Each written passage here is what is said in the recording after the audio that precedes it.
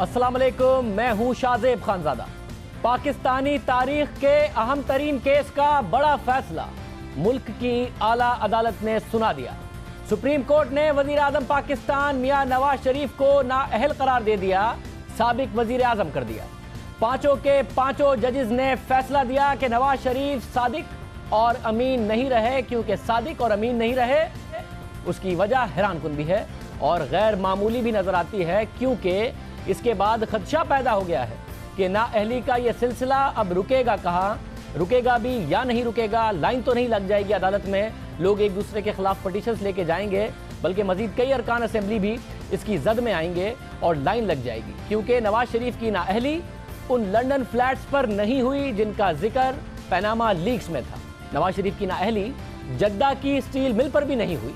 यहाँ तक कि नवाज शरीफ की नाअहली दुबई स्टील मिल पर भी नहीं हुई। मियां नवाज शरीफ की नाअहली हसन नवाज की कंपनीज पे भी नहीं हुई। मियां नवाज शरीफ की नाअहली हुसैन नवाज की कंपनीज पर भी नहीं हुई। और ना ही नवाज शरीफ की तकरीरों में तजाद जुर्म करार पाया। नवाज शरीफ टैक्स चोरी, मनी लॉन्ड्रिंग और करप्शन के मुर्तकिब भी नहीं करार पाया आज फैसले से पहले और डिस्क्वालीफाई होने से पहले, बल्कि मियां नवाज शरीफ के खिलाफ फैसला आया असासे छुपाने पर। नाअहल करार पाए और असासा भी वो जो ना मिला और ना मिल सकता था। नवाज शरीफ वो असासा जाहिर ना करने पर सादिक और अमीन नहीं रहे और उन्हें नाअहल करार दे दिया गया। यानी मामला पनामा से शुरू हुआ और अकामा पर ख़त्म हुआ। JIT की तरफ से सामने लाई गई दुबई की कंपनी FZE कैपिटल वजीर आजम की नाअहली की वजह बनी। सिर्फ नाअहली ही नहीं, शरीफ खानदान को मजीद कई रेफरेंसेस का सामना भी करना पड़ेगा। और जो तलवार हट गई है मियां नवाज शरीफ साहब से, क्योंकि वो अब डिस्क्वालीफाई हो गए, वो पूरे ख़ानदान पर अभी भी लटक रही है, उनके बच्चों पर अभी भी लटक रही है। नवाज शरीफ, इसहाक डार, हुसैन नवाज, हसन नवाज, मरियम नवाज, कैप्टन सफदर के खिलाफ 6 हफ्तों में नैब रेफरेंसेस फाइल करेगी। यानी मियां नवाज शरीफ साहब से डिस्क्वालिफिकेशन की तलवार तो हट गई, मगर उनके खिलाफ भी तहकीकात होंगी, रेफरेंसेस होंगे और बच्चों के खिलाफ भी, जिसकी निगरानी कोई और नहीं, खुद सुप्रीम कोर्ट का अमल दरामद बेंच करेगा।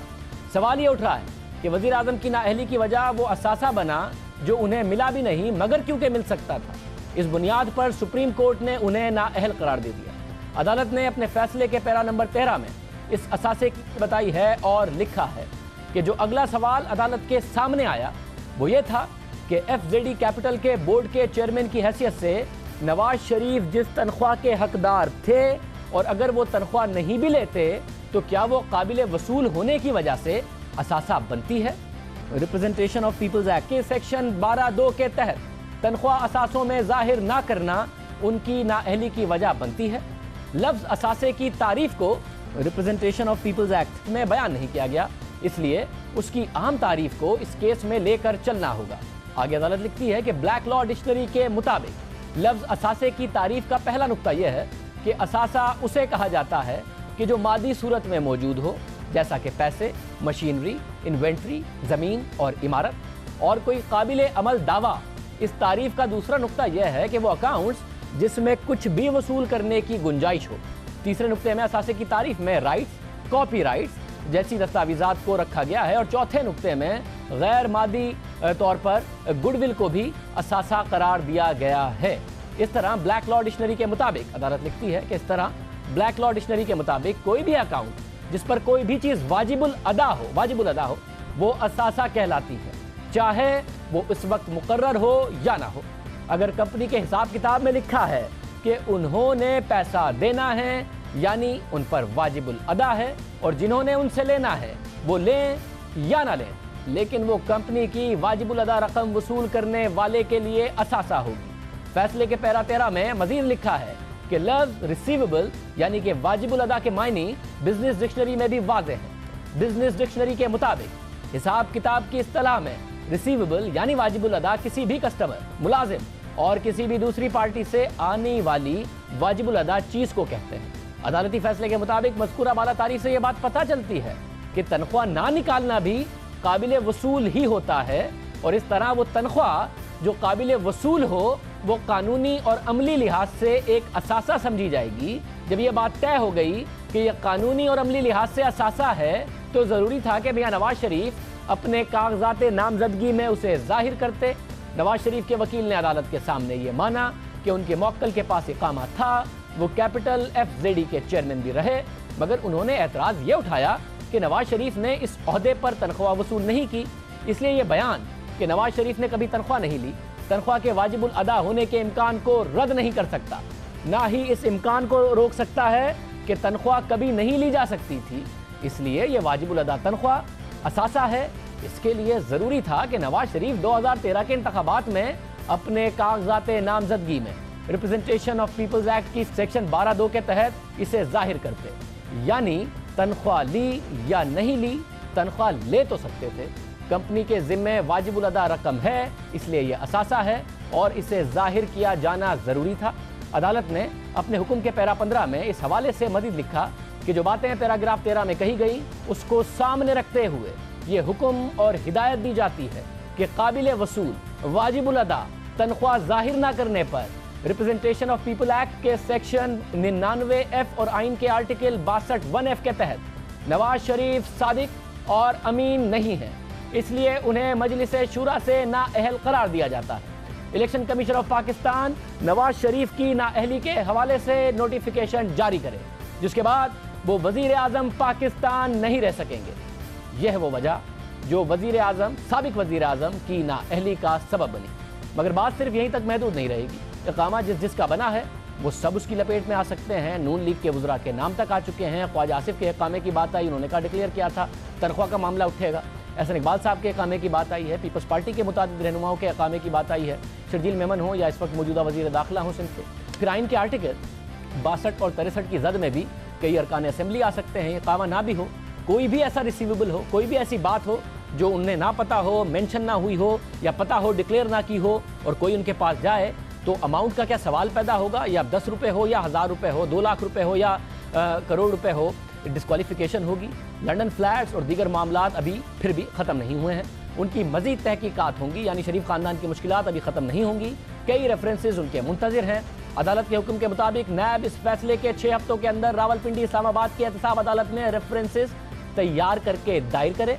ये रेफरेंसेस GIT ने जो मवाद जमा किया और अपनी रिपोर्ट में जिसकी जानिब इशारा किया उसकी बुनियाद पर दायर किए जाएं। इस हवाले से FIA और नैब के पास मौजूद मवाद या फिर GIT ने जो बैरून मुल्क से मवाद मंगवाया है उसे भी इस्तेमाल किया जा सकता है। अदालती हुक्म के मुताबिक नैब नवाज शरीफ, मरियम नवाज, हुसैन नवाज, हसन नवाज, कैप्टन सफदर के खिलाफ लंदन फ्लैट्स के हवाले से रेफरेंस दायर करें। नैब रेफरेंस की तैयारी और उसे जमा कराने के लिए GIT की तहकीकात के दौरान हासिल किया गया मवाद भी इस्तेमाल कर सकती है, यानी लंदन फ्लैट्स पर रेफरेंस फाइल होगा और मामला एहतसाब अदालत के पास जाएगा।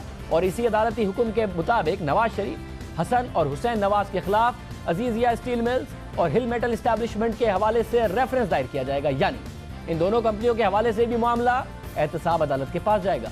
और अदालती हुक्म के मुताबिक जस्टिस एजाज अफजल, जस्टिस अजमत सईद और जस्टिस एजाजुल अहसन के मुत्तफिका फैसले के पैरा नंबर 9 में बताई गई कंपनियों के हवाले से नवाज शरीफ, हसन और हुसैन नवाज के खिलाफ रेफरेंस दायर किया जाए।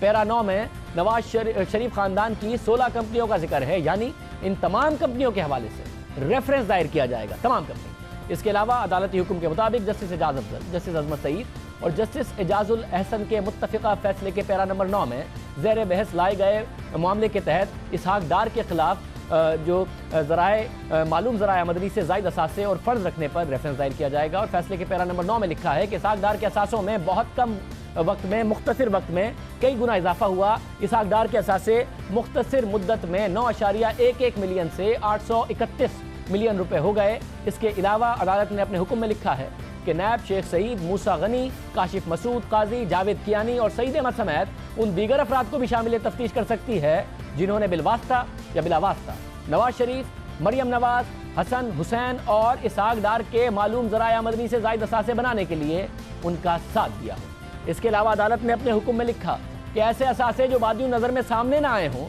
और अब जाहिर हो जाएं तो नैब उन पर भी ज़िमनी रेफरेंस दायर कर सकती है। सुप्रीम कोर्ट ने अपने हुक्म में लिखा कि एहतसाब अदालत रेफरेंसेस दायर होने के 6 माह के अंदर समाअत करे और उनका फैसला करे, यानी इलेक्शन से पहले इन रेफरेंसेस पर भी फैसला सामने आ सकता है। अदालत ने 6 महीने का टाइम दिया है।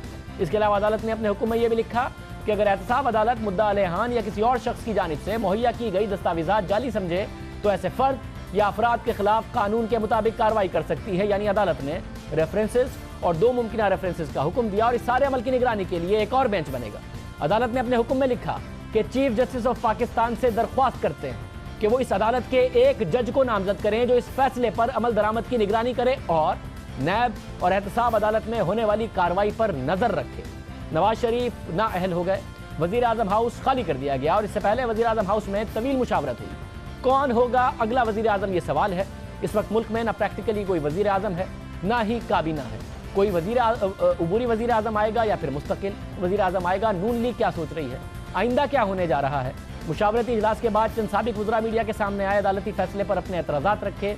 जाहिर है ये एतराज़ उठाया कि मामला तो पैनामा से शुरू हुआ था, अरबों रुपए की करप्शन के खिलाफ फैसला आना था और फैसला आया तो एक ऐसी तनख्वाह पर जो ली नहीं गई। ख्वाजा साद रफीक ने दावा किया कि कौमी खुद मुख्तारी का सौदा ना करने की सज़ा दी जा रही है और एक अहम बात की उन्होंने यमन के मामले के हवाले से। क्या कहते थे दरअसल, यमन और कतर के मामले में कौमी खुद मुख्तारी पर समझौता नहीं करते, उसकी सज़ा मिलती है। फेक डॉक्यूमेंट्स आते हैं बाहर से, बाहर फिर हमारी बात सुनी नहीं जाती कि नवाज शरीफ डिक्टेशन नहीं लेता। नवाज शरीफ के साथ ये पहली बार नहीं। साजिश की बात तो जाहिर है होती रही थी, मगर अब एक नया पहलू है। मियां नवाज शरीफ साहब कहते रहे थे कि एक दिन सब बताऊंगा। मरियम नवाज ने अपनी पेशी के बाद कहा था कि नवाज शरीफ को मजबूर ना किया जाए, तो क्या अब सब बताएंगे। और नून लीग क्या सोच रही है, अगला वजीर आजम पाकिस्तान का कौन होगा। हमारे साथ ख्वाजा साद रफीक मौजूद हैं, सीनियर रहनुमा मुस्लिम लीग नून। साद रफीक साहब बहुत शुक्रिया। साद रफीक साहब, फैसला हुआ, कौन होगा इंटरिम प्राइम मिनिस्टर, कौन होगा मुस्तकिल प्राइम मिनिस्टर। बिस्मिल्लाहिर्रहमानिर्रहीम। शाहजेब साहब, कल 4 बजे पार्लियामेंट्री पार्टी का इजलास है, उसमें इंशाअल्लाह ताला सारे फैसले हो जाएंगे। उसी में फैसला होगा कि अबूरी वज़ीर आज़म लाना है या अगले सारे टेन्योर के लिए एक ही साहब काम करेंगे, या फिर 45 डेज़ के बाद शहबाज शरीफ साहब को जमात की क़यादत मौका देगी कि वो बतौर वज़ीर आज़म फ़राइज़ सर अंजाम दें। इसका फ़ैसला कल 4 बजे होगा इंशाअल्लाह। क्या सच है कि मियाँ साहब की अपनी चॉइस जो है वो शहबाज शरीफ है?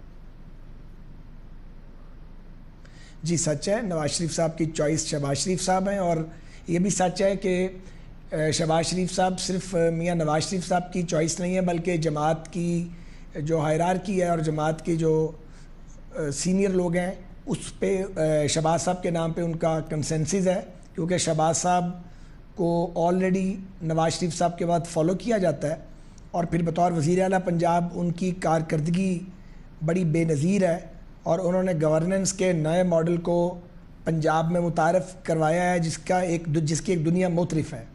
तो मेरिट पे शहबाज शरीफ साहब इसलिए भी बनते हैं कि वो पाकिस्तान मुस्लिम लीग के सदर रह चुके हैं एक तवील अरसे तक, जब पहले नवाज शरीफ साहब को एक जबरी फैसले के ज़रिए डिस्क्वालीफाई किया गया था। मगर क्या ये भी सच है कि शहबाज शरीफ साहब चाहते हैं कि अभी वो पंजाब में रहें, क्योंकि अगला इलेक्शन पंजाब के लिए बड़ा अहम है नून लीग का 2018 में, तो वो रहना चाहते हैं अभी वज़ीर आला? ये दोनों भाइयों की रिलेशनशिप बड़ी यूनिक है और जब मियाँ नवाज शरीफ साहब कुछ कह देते हैं तो फिर शहबाज साहब की अपनी ख्वाहिशात जो हैं वो पीछे रह जाती हैं। मतलब मगर ख्वाहिशात पीछे रह भी जाए तो शहबाज शरीफ साहब के पीछे किसी को तो वज़ीर आला बनाना पड़ेगा, फिर वो कौन होगा?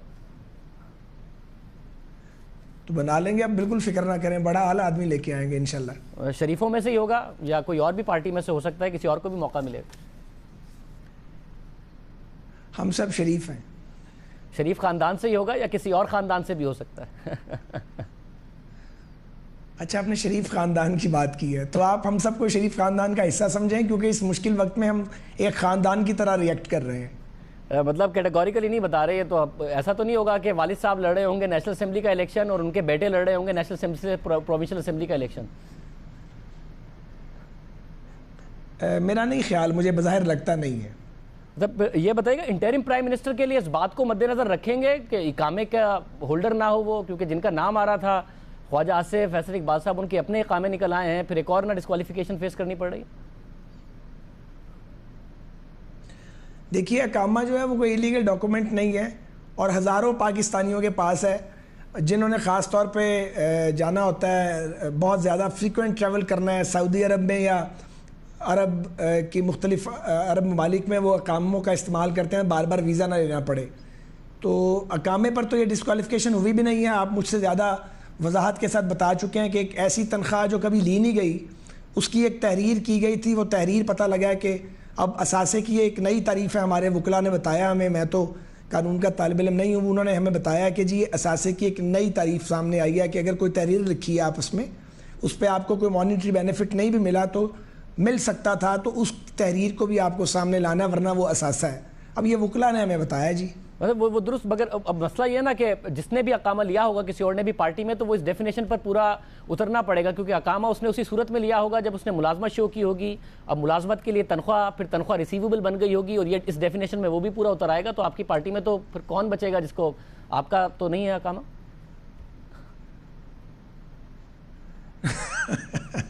आप वैसे सही आए हैं।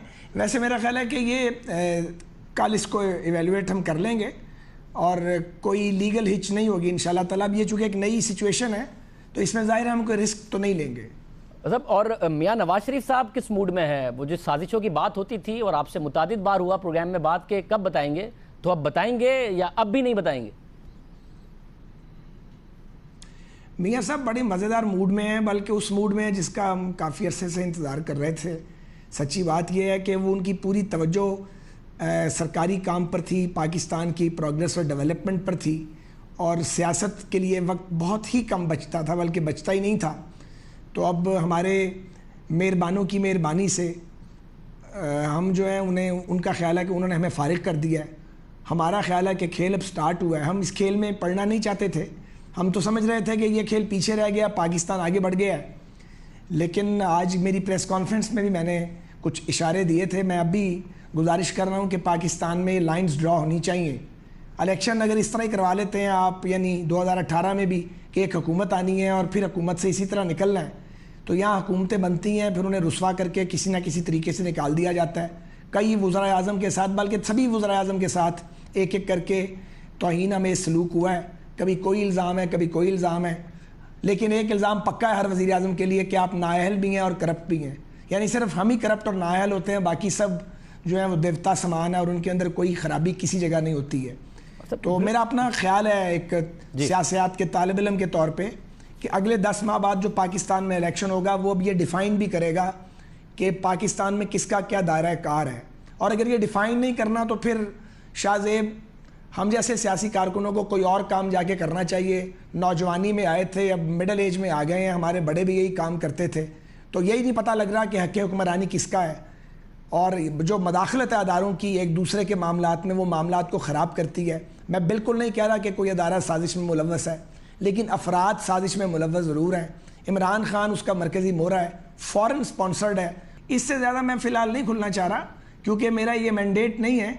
और लेकिन जब अवाम की अदालत लगेगी और आप लोगों के अंदर जाएंगे, एक मिनट, अवाम की अदालत लगेगी है कि फिर आप दोबारा नई काबीना में वज़ीर बन गए, तो मैं कैसे पूछूंगा आपसे ये सवाल, अब बता देना। फिर आप कहेंगे मैं वज़ीर हूं, मैं नहीं बोल सकता। मेरी शाहजेब साहब, मैं आपको बता दें, शाहजेब साहब मैं ऑन दी रिकॉर्ड हूँ, मुझे नहीं पता क्या होगा, लेकिन मैंने मियाँ साहब से गुजारिश किया कि मेहरबानी करके मुझे कैबिनेट में ना लेके जाएं। हम उनके साथ मैदान सियासत में उतरना चाहते हैं, लेकिन डिसीजन सुप्रीम लीडर का होगा। हम अपनी राय ज़रूर देते हैं कि अपने बारे में फ़ैसले हम खुद नहीं करते। तो उनके साथ एक पॉलिटिकल टीम होनी चाहिए और इस मुल्क में इस बात का फ़ैसला हो जाना चाहिए कि लोगों का हक़ हाकमियत जो है वो लोगों को मिलना है या नहीं मिलना है। अगर वोट में इस तरह ही रुस्वा होना है और अक्सरियत की इसी तरह तजलील होनी है तो ये बहुत बुरी बात है। मुल्क टूट गया है, मगर हमने और हमारे पॉलिसी मेकर्स ने हमने सबक नहीं सीखे और हमारे सियासतदानों ने भी सबक नहीं सीखा। आज मुझे इमरान खान की प्रेस कॉन्फ्रेंस का अफसोस नहीं हुआ क्योंकि उनको तो पता ही नहीं है सियासत के खेल का। वो जब हमारे साथ ट्रक पे चढ़ेंगे मौसूफ तो फिर पता लगेगा। मगर मुझे नौमूज़ और नौखेज़ बिलावल, उनके इर्द गिर्द यूसुफ रज़ा गिलानी बैठे थे, मुझे गिलानी साहब से बड़ा गिला पैदा हुआ। मैं टीवी पे कर रहा हूँ और उनके साथ जो मंजे हुए सियासतदान है, आज की प्रेस कॉन्फ्रेंस पीपल्स पार्टी को जेब नहीं देती थी क्योंकि वो इस सारे खेल को समझते हैं। सादवी साहब, आप कह रहे हैं पीपल्स पार्टी को जेब नहीं देती थी। अब आप एक वाहिद शख्सियत हैं जिसका एक स्टैंड है इस पर, मगर अनफॉर्चुनेटली मैं आप ही से सवाल करूंगा कि मियां नवाज शरीफ साहब को भी जेब नहीं देता था जब यूसुफ गिलानी साहब डिस्क्वालीफाई हुए और उस वक्त ये सारा का सारा मामला और डिमांड कर रहे थे। उन्हें भी उस वक्त गेम समझनी चाहिए थी। हमें गेम समझनी चाहिए थी, मैं तो ये बात खुद कह दिया करता हूँ, लेकिन जिन्हें गेम का पता और जिनके साथ बार बार हो चुका है, अगर वो भी उसी बहर में नज़म कहना शुरू कर दें जैसे बिलावल साहब ने किया, तो इसका मतलब है कि वो बैक टू स्क्वायर वापस आ गए अपनी जगह पे। बहुत शुक्रिया साद रफीक साहब, दायरे में सब साद रफीक साहब हमारे साथ मौजूद थे और पीपल्स पार्टी कर रहे थे।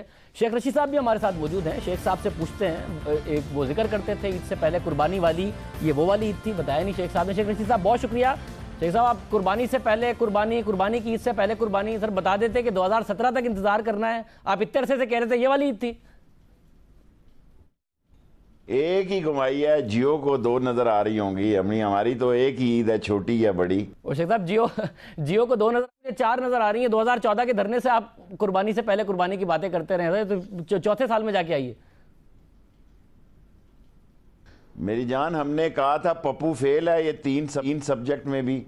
उस वक्त आप सारे लोग हमारा मजाक उड़ा रहे थे और इंडिया सारे में ये बात चली और इन दी एंड अब देखें ना, हुदैबिया पेपर भी आ गई है और सारे का सारा टब्बर ही आ गया है सारे मसलों में। और जी का जाना जो मैंने कहा था ठहर गया और वो ठहर भी गया, बहुत सारा ठहर गया। और काम जो है वो अपने अंजाम को पहुंच गया और जिनकी गर्दन में स्टेनलेस स्टील और सरिया फंसा हुआ था वो निकल गया और अपने साइज में आ गए। क्या हुआ सारे पाकिस्तान में जी? कहते थे जनाब यहाँ हिमालय रोएगा, यहाँ आग के दरिया बह जाएंगे, यहाँ कोई मक्खी नहीं मरी, कोई मच्छर नहीं मरा, कोई चिड़िया नहीं मरी। आपको यकीन है, आप ज़ाहिर को जानते हैं, मियां नवाज शरीफ को भी, क्योंकि अभी सड़कों पर आने की बात की नहीं उन्होंने कि वो सड़कों पर आएंगे और कुछ भी नहीं होगा, कोई असर नहीं होगा। अगर वो एजिटेशन करते हैं इस फैसले पर अपने खानदान के खिलाफ तो कुछ नहीं होगा। मैं इन सबको जानता हूं, अगर ये हो गया ना तो ये सिस्टम के खिलाफ होगा और नवाज शरीफ साहब को जो जमहूरी तरीके से, आईनी तरीके से जो उसकी सियासत बच सकती है वो जलसे कर सकता है। जो लोग यही सुप्रीम कोर्ट पर हमला करने वाले सरदार नसीम टाइप के लोगों को इकट्ठे कर रहे हैं, मेयर रावलपिंडी को, मेयर इस्लामाबाद, इनके ठेकेदार जाती, लाहौर के मेयर का मुझे नाम नहीं पता, मेरी बदनसीबी समझो, ऐसा भी लाहौर का मेयर आना था जिसे मुझे नहीं, ये जाती मुलाजमों की पार्टियां हैं। और ये जो 5-6 बंदे आज आपके आगे बोल रहे थे ना, नजर आ रहे थे, शायद खाकान का मार्क कर ले, मैं LNG में जा रहा हूं और मैं बिलियन एंड बिलियन डॉलर कौम को बताऊंगा इन्होंने कैसे लूटे।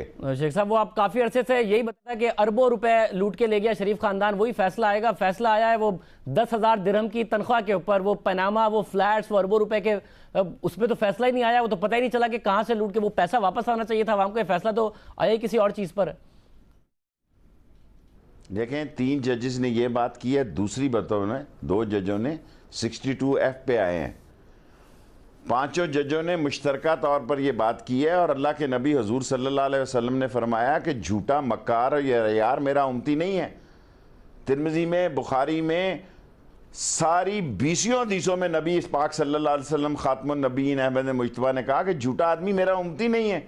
क्या यही खानदान रह गया है इस मुल्क के लिए? यार ये टोपी ड्रामा सारे कर रहे हैं जनाब अली कि हम इनके मुंह से गिरेगा तो ये हम खाएंगे। इनके 16-16 साल के बच्चे 800-800 करोड़ के फ्लैटों के। मगर शेख साहब, आपने इतनी बड़ी तारीफें की थी, जजेस को भी JIT बड़ी पसंद आई, बट जिन 3 जजेस ने JIT की समाअत देखी, उन 3 जजेस ने JIT की पूरी रिपोर्ट पर रेफरेंसेस भेज दिए हैं। उस पर डिस्क्वालीफाई नहीं किया, एसिड बियॉन्ड मींस पर नहीं किया, किसी चीज पर डिस्क्वालीफाई नहीं किया, तनख्वाह पे कर दिया, जिस पर नून लीग शोर मचा रही है कि ऐसी तनख्वाह जो हमने ली नहीं, और जजेस ने एक इंटरप्रिटेशन की कि क्योंकि वो ली जा सकती थी इसलिए डिस्क्वालीफाई कर दिया। ये उल्टा मियां नवाज शरीफ साहब विक्टिम कार्ड ना खेल रहे हो कि हमारे साथ ज्यादती हो गई है, उल्टा फायदा ना उठा रहे हो सारे मामले का। मैं आपसे ये कह रहा हूं, ये किस्सा पारीना हो चुका है। ये लोगों को आगे लाते हैं, लोगों को ब्लैकमेल करते हैं, लोगों को मरवाते हैं। जस्टिस नकवी की रिपोर्ट आनी है, वॉल्यूम 10 खुलना है, इनके रेफरेंस जाने हैं, सुप्रीम कोर्ट ने उसको वॉच करना है। अब आप इसी पे खुश हैं जनाब कि हमसे तो निकला कोई नहीं, तनख्वाह ही नहीं ली हमने। मगर शेख साहब, JIT आप कहते थे पोस्टमार्टम क्या है इनका, आप जाती तौर पर ज्यादा खुश होते हैं कि उस JIT की रिपोर्ट पर, उस पोस्टमार्टम पर ही फैसला आ जाता, या आप जाती तौर पर ज्यादा खुश हैं कि 10,000 दिरहम में ही सही? खुशी तो आपकी बनती है, जाहिर आप डिस्क्वालिफिकेशन चाहते थे नवाज शरीफ साहब की, मगर ज्यादा खुशी है आपको कि इस बात पर हो गई और उन्हें कहने का मौका मिल गया कि ये कौन से पैसे हैं जो हमने लिए भी नहीं और हमारे खिलाफ फैसला आ गया? कोई देखें, सादिक और अमीन होना बुरी बात है। मुर्गी चोर भी चोर है, हाथी चोर भी चोर है, ऊंट का चोर भी चोर है, और अभी तो खेल शुरू हुआ है। आप घबराएं नहीं, आपको खबरें मंडे से रोज मिलेंगी। भैया ये चैनल को 24 घंटे आपने चलाना कोई आसान काम थोड़ी है, आपको पल पल की खबरें मिलेंगी। आप घबराते क्यों हैं? अभी तो खेल शुरू हुआ है। और शेख साहब, मगर मसला यह है, दरवाजा भी तो खुल गया है ना। अगेन मैं बार बार कहता रहा हूं कि मियां नवाज शरीफ के केसेस से इमरान खान के केसेस को नहीं कंपेयर किया जा सकता। खान साहब ने कभी पब्लिक ऑफिस होल्ड नहीं किया, मगर यहां पर एक ऐसी कंपनी जिसका वो कह रहे हैं फायदा नहीं लिया, जिसमें मेरा कोई शेयर नहीं है, उसकी एक रिसीवेबल तनख्वाह थी, उस पर निकाल दिया। तो खान साहब की एक ऑफशोर कंपनी जिसमें खान साहब कहते हैं मैं उससे फायदा नहीं लेता था, जिस पर खान साहब कहते हैं कि मेरा कोई उसमें मामला नहीं था, मगर एक कंपनी तो बहरहाल है। आप मुर्गी का कह रहे हैं तो ये मुर्गी वाली मामला ना हो जाए इस कंपनी में खान साहब के साथ। आपकी बात हुई है खान साहब से? अगर एक सेट पैटर्न हो जाता है, इसमें जो कोई भी आ जाता है तो भले आ जाए। अगर शेख रशीद भी आता है तो जरूर आ जाए। इस मुल्क में यह पैगाम जाना चाहिए कि यह धरती करप्ट सियासतदानों के लिए नहीं बनी, यह धरती चोरी का माल कमाने वालों के लिए नहीं बनी, यह धरती नहीं बनी है कि जनाब एक लोहे की छोटी सी भट्टी से आप 33 फैक्ट्रियों के मालिक बन जाएं। नहीं, मगर शेख साहब फिर इस धरती के लिए तो बनी है ना कि जब किसी के ऊपर करप्शन का इल्जाम लगे तो उससे पैसे वापस लाएं, ताकि इस अवाम का जो टैक्स पेयर का पैसा है वो उन पर खर्च हो। अगर मियां नवाज शरीफ साहब ने अरबों रुपए लूटे इस कौम के, तो उनसे पैसे निकालें और इस अवाम पर खर्च करें। क्योंकि इस धरती ने देखा है कि 90 की दिहाई में वज़ीर आज़म निकलते रहे, करप्शन का इल्जाम लगा, मगर वज़ीर आज़म निकल गया, करप्शन का पैसा कोई नहीं लेके आया। यूसुफ गिलानी को $60 मिलियन का कहकर निकाला, यूसुफ गिलानी घर चले गए, $60 मिलियन कोई नहीं लेकर आया। तो ये भी मियां नवाज शरीफ साहब बस घर चले गए हैं, पैसा किसी ने नहीं लेके आना, ये भी किस्सा पारी ना हो जाएगी बात। ये आपको ये रोल अदा करना चाहिए ना। आप किस काम के लिए? आप चैनल हैं, आप आवाज़ हैं, आप ये रोल अदा करें कि ये लूटी हुई दौलत वापस लाओ, इनको टिकटिकियों पे लटकाओ। शेख साहब आपकी बहुत ही भारी आवाज़ है, हम जितनी आवाज़ें हम उठाते हैं, मैं आपको बताता चलो, हमारा जो इंटरव्यूज़ हैं वो JIT के रिकॉर्ड का भी हिस्सा बने हैं, वो सुप्रीम कोर्ट का भी हिस्सा बने हैं जो शरीफ खानदान के साथ और हुसैन नवाज के किए। मगर आपकी आवाज़ ज़रा भारी है, सिर्फ हुकूमत गिराने के लिए, वज़ीर आज़म गिराने के लिए तो नहीं, पैसा लाने के लिए भी तो आगे मामला बढ़ाएं। हमें तो सारे ताना देते थे नवाज शरीफ साहब। नवाज शरीफ साहब कहते थे कि ये बंदा असम्बली में नहीं होगा शेख रशीद। मैं कहता था अल्लाह से डरो, मैं शायद असम्बली में हूं, आप ना हो। तो शेख साहब ये पैसे वापस आएंगे या यूसुफ गिलानी के $60 मिलियन की तरह ही रहे? वज़ीर आज़म नवाज शरीफ पर जो इल्ज़ाम है उनसे वो पैसे इस कौम के पास वापस आएंगे? आप देखें, इन्होंने कहा TOR नहीं मानते, हमने कहा मान लो। पीपल्स पार्टी भी आपको कह रही है, आपके साथ उस वक्त बड़ी सॉलिड, आपने कहा जी नहीं मानते, नवाज शरीफ का केस निकालो। आपने लेटर लिख दिया, आपने प्रीएम्प्ट करके इंटरव्यू देने शुरू कर दिए। मैं खुदा को गवाह बना के कहता हूं, मुझे तो पहले दिन समझ ही नहीं आई कि ये ब्रिटिश वर्जन क्या है और ये ऑफशोर आई स्वेयर माई अल्लाह, मुझे पता ही नहीं था कि ऑफशोर कंपनियां क्या होती हैं। वो मैंने 1, 2, 3 इंटरव्यू सुने, मैंने को एकदम आपके एक नुमाइंदे ने वो कहा जनाब ये तो पकड़े गए हैं, काले इनका भी नाम है। जो इज्जतदार लोग थे उन्होंने जान छुड़ाई। आपने को खबरदार, ये मेरे ऑफशोर, ये मेरे भाई की है, ये मेरे बच्चों की है। फिर आप सुप्रीम कोर्ट में चले गए। जब सुप्रीम कोर्ट के बाद आप चले गए, आपने जनाब अली वहां दुनिया के चोटी के 10 लॉयर हायर किए हैं जी। करोड़ों में, लाखों में कोई वकील नहीं था। मैं बात नहीं बताना चाहता, उनके वालिदैन तक से मेरे तल्लुकात थे। ये करोड़ों के वकील हायर किए और एक नॉन प्रैक्टिसिंग लॉयर ने इनको जीरो कर दिया 62, 63 पे। और 5 जजों ने मेरी तारीफ की है फैसले में कि उसका पहला नॉन प्रैक्टिसिंग लॉयर का केस था। इन्होंने करोड़ों रुपए खर्च किए, JIT पे मिठाइयाँ बांटी, पहले मिठाइयाँ बांटी फिर गालियाँ बांटी, पहले मिठाइयाँ बांटी फिर गालियाँ डांटी। और जब JIT हो गई तो कहा जनाब अली ये तो हमारे खिलाफ साजिश हो रही है। साजिश किसने की भाई? किसी ने आपको रोका? आप कहते हैं मैं दुबई में रात की शिफ्ट लगाता था। किसी ने आपको रोका? कहता कि हाँ, कोई मानने के लिए इस मुल्क में तैयार नहीं है कि ये फ्लैट या कतरियों के हैं या बच्चों के हैं। सारी कौम का मुत्फिक का सोच है कि ये नवाज शरीफ के हैं, ये हमारी लूटी हुई मनी है जो मोटरवे के बाद शिफ्ट हुई,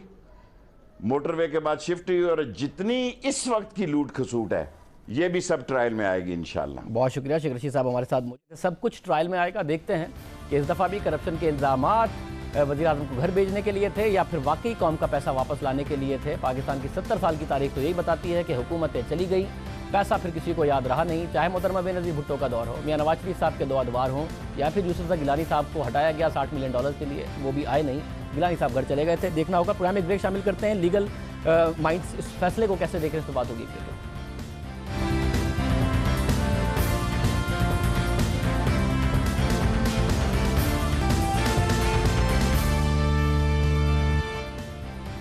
प्रोग्राम में दोबारा खुश आमदीद नाजरीन। आज तवील दुरानिया का प्रोग्राम है। जितने लीगल माइंड्स हैं पाकिस्तान में बड़े बड़े, उन सबको प्रोग्राम में शामिल करेंगे और पूछेंगे कि वो इस फैसले को कैसे देखते हैं।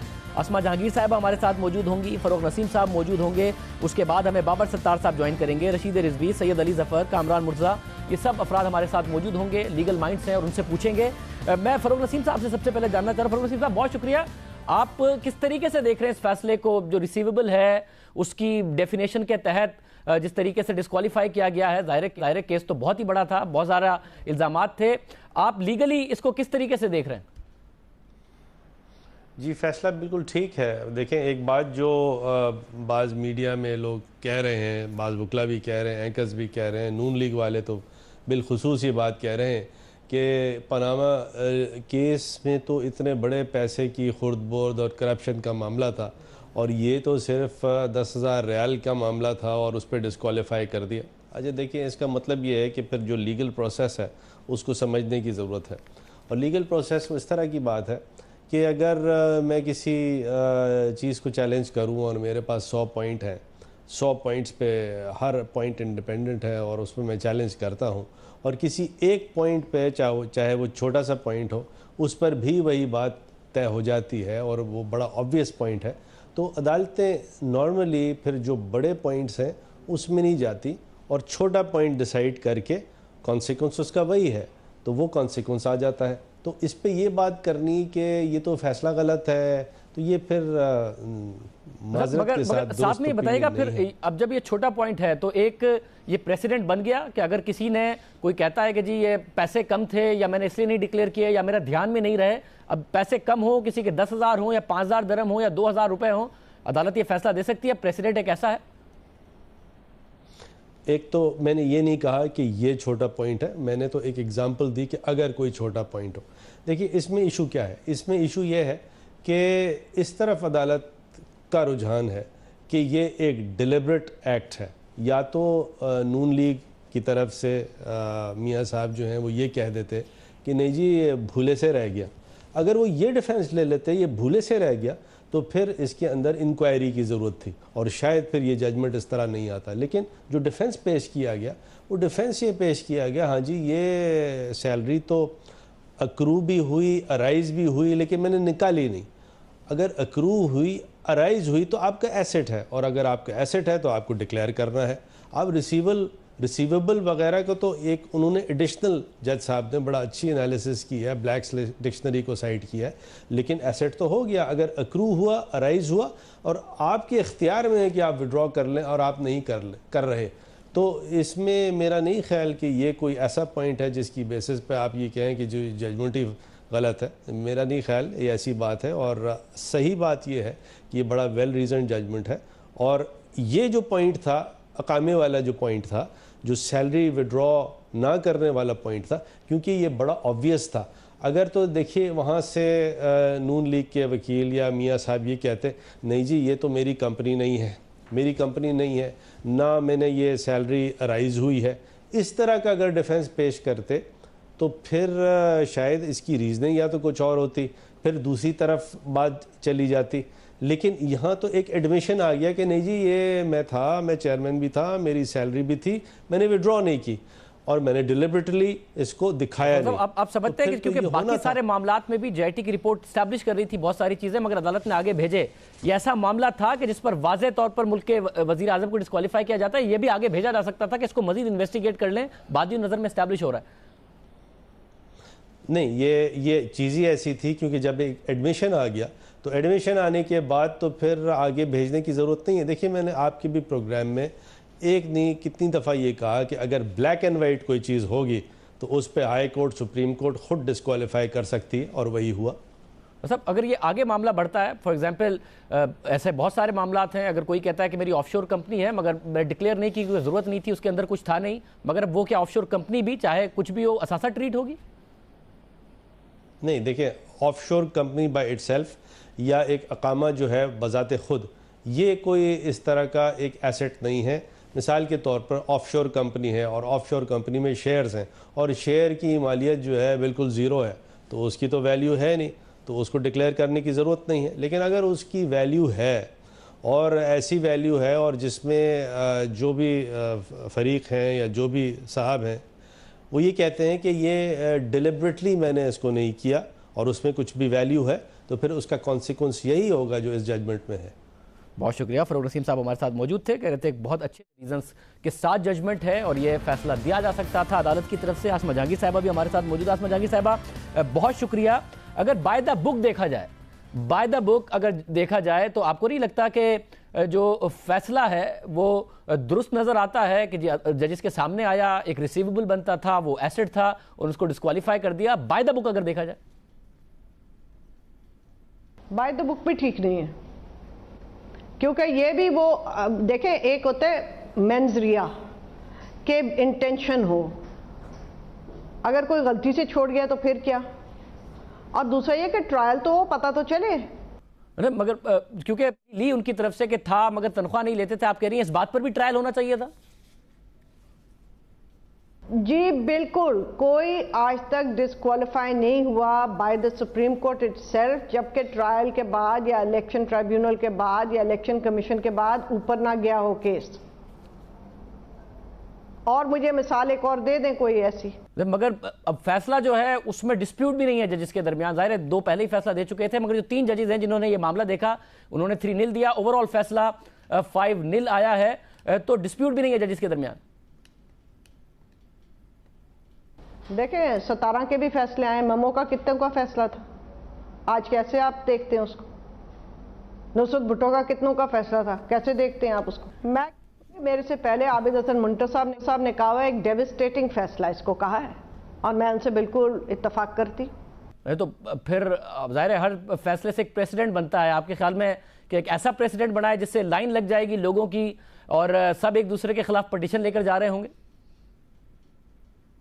देखिए लाइन तो लगेगी, जैसे वो कहते हैं कि किन्ने किन्ने जाना है, लाइन तो लगेगी, मगर ये होगा कि कौन पहले जाएगा कौन बाद में जाएगा, और उसके टाइमिंग्स भी बड़े अजीब गरीब होंगे, लोग बातें करेंगे। ये फ्लड गेट खोलना मैं समझती हूँ अच्छी बात नहीं है।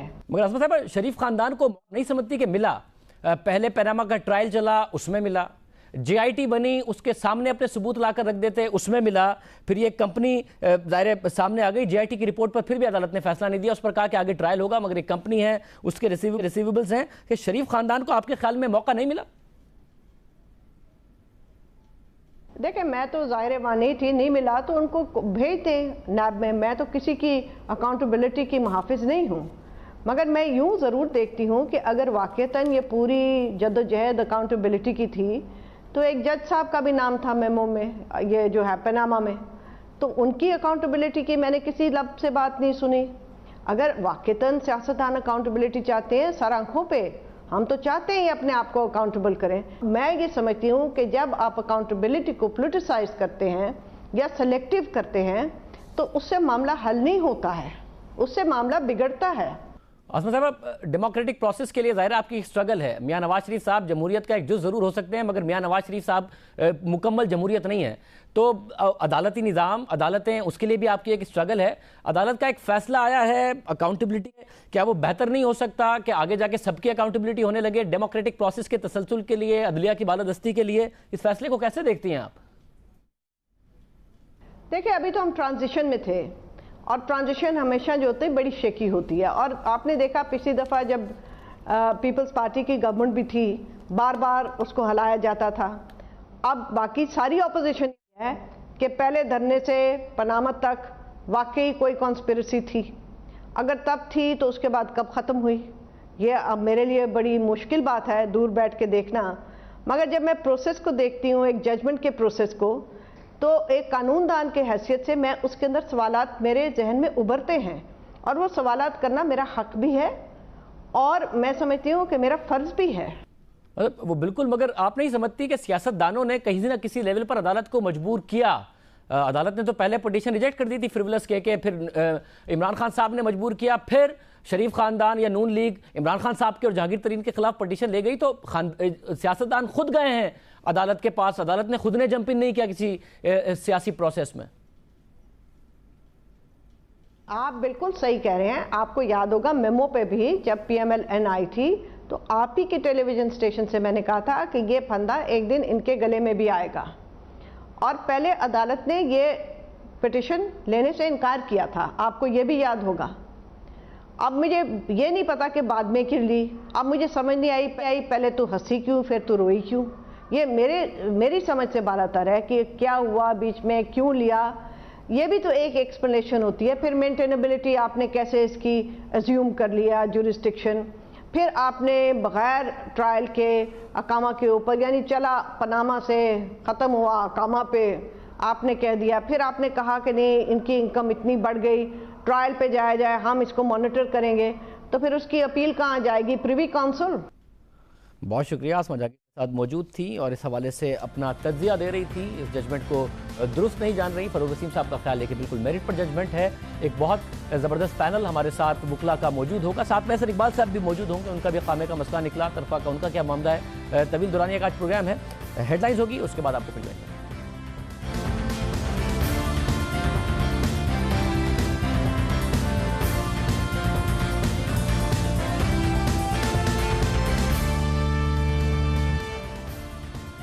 में दोबारा खुश आमदीद नाज़रीन। फरूक वसीम साहब की राय आपने सुनी, आसमा जहांगीर साहिबा साबिक सदर सुप्रीम कोर्ट बार एसोसिएशन, उनकी राय आपने सुनी, और इस वक्त हमारे साथ पैनल में तीन ऐसे वकील मौजूद हैं जो तीनों साबिक सदर भी रहे हैं और इस वक्त सदर हैं। रशीद रिजवी साहब, सैयद अली जफ़र साहब और कामरान मुर्जा साहब हमारे साथ मौजूद हैं। आप तीनों का बहुत शुक्रिया कि आप हमारे साथ मौजूद हैं। बाबर सत्तार साहब भी मौजूद होंगे, उनका भी पॉइंट ऑफ व्यू मालूम करेंगे। सबसे पहले सैयद अली जफ़र साहब, आप कैसे देखते हैं इस पूरे प्रोसेस को, इस फैसले को भी, अकामे के ऊपर डिस्क्वालिफिकेशन, इसके अलावा 3 मेंबर बेंच था, फिर वो 5 मेंबर बना, फिर उसने 5-0 फैसला दिया, आप कैसे देखते हैं कानूनी तौर पर इस फैसले को? देखें जी, इस फैसले के 3 पोर्शंस हैं, 2 के ऊपर तो मुझे कोई ऑब्जेक्शन नहीं, एक पे मैं बात करूंगा। पहला पोर्शन जो पहला सेक्शन है उसमें तो सुप्रीम कोर्ट ने फैसला किया है कि जो करप्शन का मामला है, क्रिमिनल लाइबिलिटी का मामला है और मनी लॉन्ड्रिंग का मामला है, दस्तावेज़ात का फ्रॉड होने का मामला है, फैब्रिकेशन का मामला है, झूठ का मामला है, ये सारे जो मामले हैं, ये चूँकि हम ट्रायल कोर्ट नहीं है, सुप्रीम कोर्ट ने कहा है चूँकि हम ट्रायल कोर्ट नहीं हैं, इसलिए ये सारे मामले जो हैं ये नैब कोर्ट में भेजने चाहिए ताकि वो नैब कोर्ट एक ट्रायल कोर्ट की तरह इस सारे मामले को देखे और फिर फैसला करे कि सज़ा होनी चाहिए या नहीं होनी चाहिए। यही चीज़ हम आपके प्रोग्राम में कुछ दिन पहले भी कह रहे थे कि जो क्रिमिनलिटी है, जो क्रिमिनल केस है, उसको तो शायद सुप्रीम कोर्ट नैब में ही भेजे। और इसके ऊपर मैंने देखा कि किसी ने एतराज़ नहीं किया, सब ने ये कहा कि फेयर ट्रायल का तकाजा भी ये है कि ये सारा मैटर नैब कोर्ट में जाए।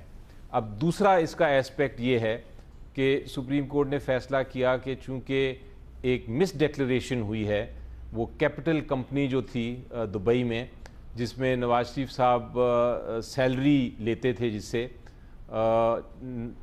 10,000 दिरहम की, वो उन्होंने जब इलेक्शन लड़ा तो उसका जिक्र क्यों नहीं किया अपने डिक्लेरेशन में, अपने रिटर्न में, और चूँकि वो जिक्र नहीं किया इसलिए वो उन्होंने झूठ बोला, और उन्होंने झूठ बोला इसलिए वो सादिक और अमीन नहीं रहे और आर्टिकल 62F के तहत वो नाअहल हैं। तो ये जो दूसरा एस्पेक्ट है, ये इसके ऊपर मैंने उस दिन भी आपको, जब आपके प्रोग्राम पे ही थे, तो मैंने बताया था कि मेरी नज़र में कुछ फ़ैसले ऐसे हैं जहां सुप्रीम कोर्ट अगर ये पॉइंट पे आए कि बिल्कुल एक ऐसा मिस डिक्लेरेशन हुई है तो वो आर्टिकल 62F के तहत डिस्क्वालीफाई कर सकते हैं, नाअहल कर सकते हैं, और उस तरह की जजमेंट्स काफ़ी सारी हैं जहां सुप्रीम कोर्ट ने ये कहा। और चूंकि इस केस में उन्होंने देखा कि हाँ ये एडमिटेड पोजीशन है, ये मान गई है, उनकी जो लीगल टीम है उन्होंने जवाब दिया उसमें वो मान लिया उन्होंने कि हाँ हम थे, हमारी ये कंपनी थी, उसमें सैलरी थी, लेकिन हमने उसको डिक्लेयर नहीं किया, तो सुप्रीम कोर्ट ने कहा कि ये आपका एसेट था, आपने नहीं डिक्लेयर किया इसलिए आप नाअहल हैं, आपने झूठ बोला।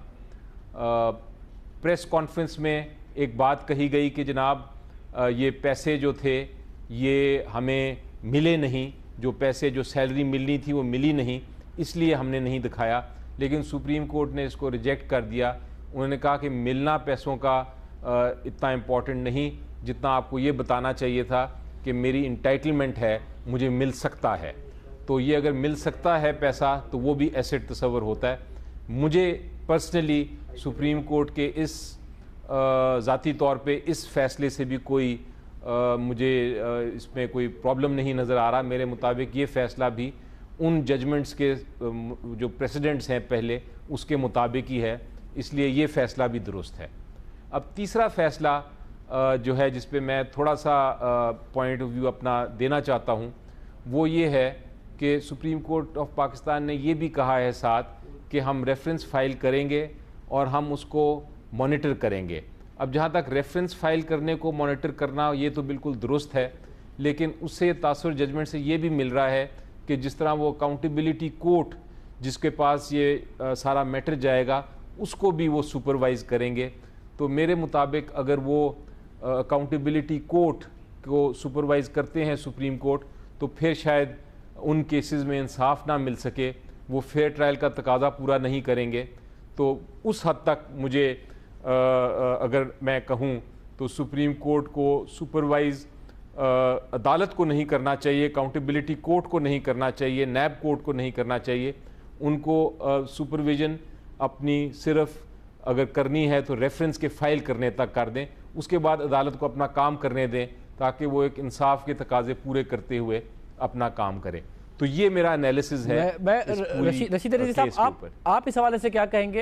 एक रिसीवेबल था, वो कहते हैं कि हमने लिया नहीं, अदालत ने कहा कि मगर रिसीवेबल था इसलिए बाय द बुक देखें तो वो एसेट था, आपने लिया या नहीं लिया, आपके अकाउंट में आया या नहीं आया, और उस पर वज़ीर आज़म डिस्क्वालीफाई हो गए। आप कैसे देखते हैं जजमेंट को?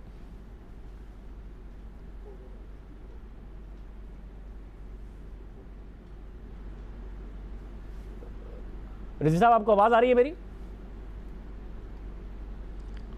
आप मुझसे मुखातिब हैं? जी बिल्कुल रज़ी साहब, मैं जानना चाह रहा हूँ आप कैसे देखते हैं इस फैसले को?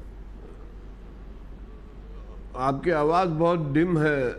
मैं आप इस फैसले को कैसे देखते हैं? हम कोशिश करता हूँ कि आवाज़ ठीक, अगर आपको समझ में आ रही है, आप इस फैसले को कैसे देखते हैं? वज़ीर आज़म की डिस्क्वालिफिकेशन एक रिसीवेबल पे। जी, मैं सुन लिया मैंने। मैं समझता हूँ कि ये एक वेल रीजन डिसीशन है और यकीनन इसमें कुछ कोताहियाँ रह गई हैं और एक फरीक खुश है तो एक फरीक नाराज़ है।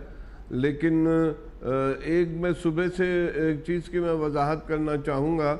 सुबह से मैं आपके चैनल्स पे, मुख्तलिफ चैनल्स पर देख रहा हूँ कि ये लाइफ जो है फॉर लाइफ डिस्क्वालिफिकेशन है, ये एक डिबेटेबल पॉइंट है।